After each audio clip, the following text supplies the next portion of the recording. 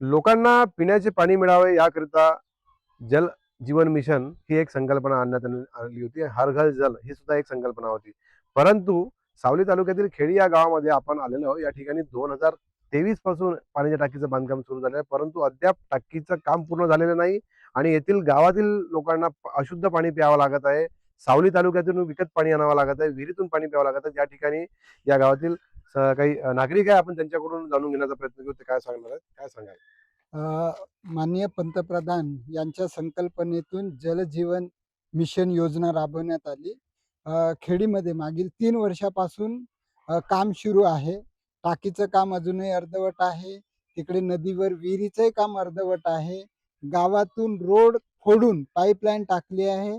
गावात नळ लागले पण अजूनही पाणी आलेलं नाही आहे. हर घर नल से जल अशी योजना आहे, पण अजूनही पाणी घरापर्यंत पोहोचत नसल्यामुळे अनेक लोकांना अशुद्ध पाणी प्यावं लागत आहे. सावली शहरातून पाणी आणावं लागत आहे. विहिरीचं पाणी आणायचं, शेतातून पाणी आणून पिण्याची वेळ नागरिकांना आलेली आहे.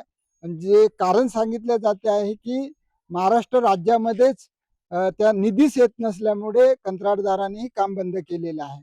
आज परिस्थिती पाहिलं तर सावली तालुक्यात जवळपास 55 कामं मंजूर होतील.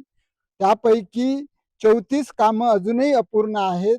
जे कामं पूर्ण झाले त्यातही अजून विद्युत व्यवस्था नाही. त्यामुळे तिथे सुद्धा नागरिकांना पिण्याचं पाणी मिळत नाही. म्हणजे एकूणच जल ही योजना, जल जीवन मिशन ही योजना पूर्ण फेल झालेली आपल्याला दिसत आहे.